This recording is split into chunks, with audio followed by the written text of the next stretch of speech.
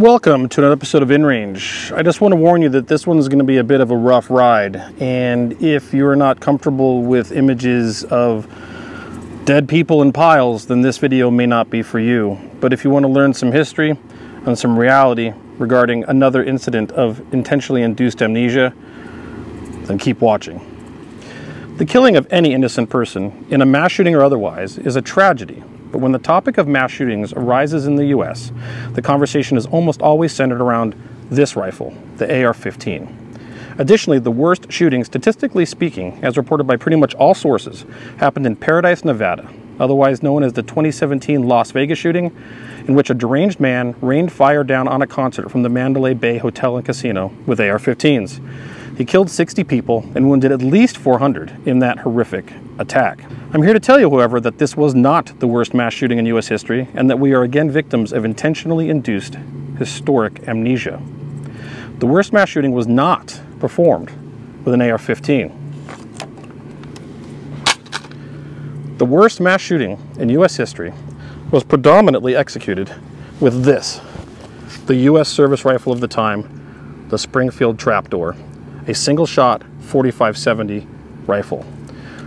While these service rifles were supported by Hotchkiss cannons, which no doubt cut a heavy toll, this was still the service weapon that was used in the truly worst mass shooting in U.S. history, the Wounded Knee Massacre.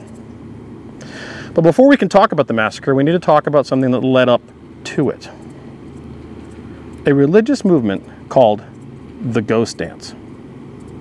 A Paiute man by the name of Wovaka, whom was given the Christian name Jack Wilson, had a vision during a solar eclipse on January 1st, 1889. His vision was that of the resurrection of the Paiute dead, the removal of whites and their works from North America.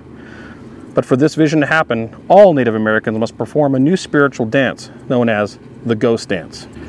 Wovaka had been raised Christian, and his belief system can only be described as a hybrid of indigenous and Christian blended together. He penned the Messiah letter, which discussed Jesus Christ's life on earth, the reunion of the living and the dead, and a call for non-violent pacifism. I will read to you now the Messiah letter, which describes the process of the Ghost Dance itself. When you get home, you must make a dance to continue for 5 days. Dance for 4 successive nights, and the last night keep up the dance until the morning of the 5th day, when all must bathe in the river and then disperse to their homes. You must all do it in the same way. I, Jack Wilson, love you all, and my heart is full of gladness for the gifts you have brought me. When you get home, I shall give you a good cloud, rain, which will make you feel good. I give you a good spirit and give you all good paint. I want you to come again in 3 months, some from each tribe there in the Indian Territory. There will be a good deal of snow this year and some rain. In the fall, there will be such a rain as I've never given you before. Grandfather, which is a universal title of reverence amongst Indians and here meaning Messiah, says, when your friends die, you must not cry. You must not hurt anyone or do harm to anyone. You must not fight. Do right always. It will give you satisfaction in life. This young man has a good father and mother. Do not tell the white people about this. Jesus is now upon the earth. He appears like a cloud. The dead are still alive again. I do not know when they will be here, maybe the fall or the spring. When the time comes, there will be no more sickness, and everyone will be young again. Do not refuse to work for the whites, and do not make any trouble with them until you leave them. When the earth shakes, do not be afraid. It will not hurt you. I want you to dance every 6 weeks. Make a feast at the dance and have food that everybody may eat. Bathe in the water. That is all. You will receive good words again from me sometime. Do not tell lies. The Ghost Dance movement is a particularly interesting movement from a religious and sociological perspective, in that it was quickly adopted beyond the Paiute tribes and became practiced by other Native American tribes. The suffering, death, and destruction of the way of life for the Native Americans was a shared experience. And in this regard, the Ghost Dance brought a sliver of rare hope as a shared experience together. As the Ghost Dance gained popularity and was used to instill new hope in places without hope, the U.S. government considered it insurrectionist, and they called it a call to violence, the exact opposite of the actual teachings of the movement itself. The Lakota people had adopted the Ghost Dance with particular enthusiasm, so much so that it concerned the U.S. War Department enough to act based on their idea that the Ghost Dance was an act of rebellion. In 1890, the ghost dance had gained great prominence amongst the Plains tribes, and the military believed that this was all a prelude to a large attack. U.S. officials wanted to put an end to this Messiah craze, as they called it, and decided that arresting prominent tribal leaders would be the way to do so. 40 Native American police were ordered to arrest Sitting Bull, a Lakota medicine man who is frequently inappropriately referred to as a chief. Sitting Bull refused to go, and the Lakota village was enraged. Catch the Bear shoulders his rifle and killed one of the native police, but instead of returning fire, they reacted by executing Sitting Bull with one shot to his chest and another to his head with their revolvers. As you can imagine, this caused a lot of fear and concern amongst other villages.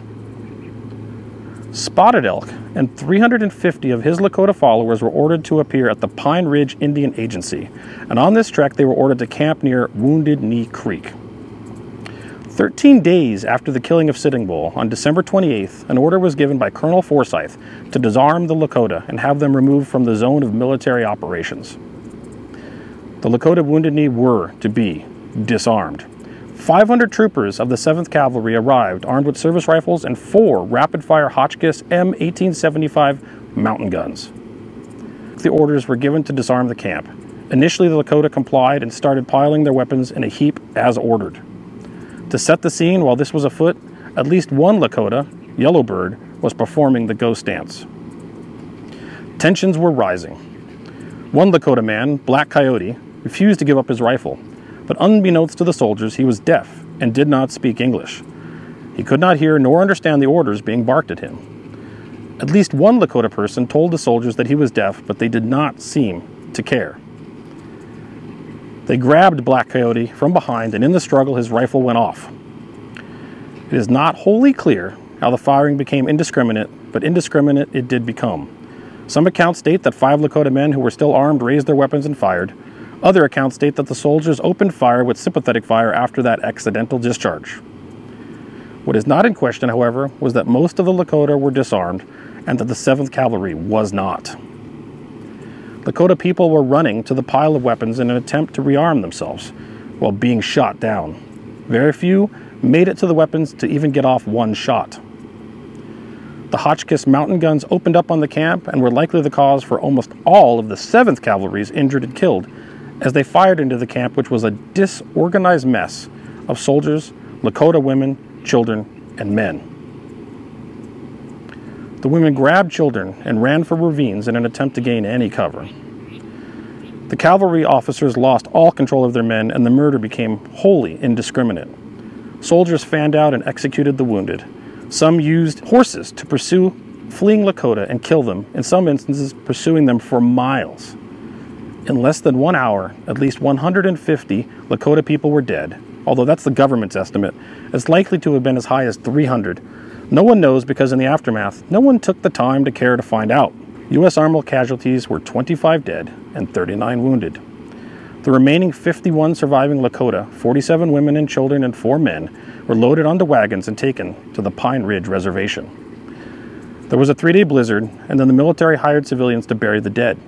The ground was frozen and impossible to dig into, so the dead were gathered up and piled in a mass grave on a hill, one of the same hills that was used as a Hotchkiss gun emplacement during the massacre. In 1973, there was another standoff at this site as part of the American Indian Movement, AIM, in which 2 more Indians were killed, 1 went missing, and 14 were wounded. But that's a topic for another day. But here you have it, the actual worst mass shooting in U.S. history, enacted upon Native Americans for exercising their freedom of religion and their right to bear arms by agents of the U.S. government. You know, if you appreciate this sort of content, I wouldn't say like. Please consider supporting InRange on Patreon. We're an entirely viewer-supported project with no sponsors and no overlords. You can find me at patreon.com/InRangeTV. But more importantly, share with your friends. But before you go, I have something special here to end this video with. I was given permission by my friend William Morrison, guitarist of Skinny Puppy and Ogre, and the American Memory Project to publish their Ghost Dance work here on InRange.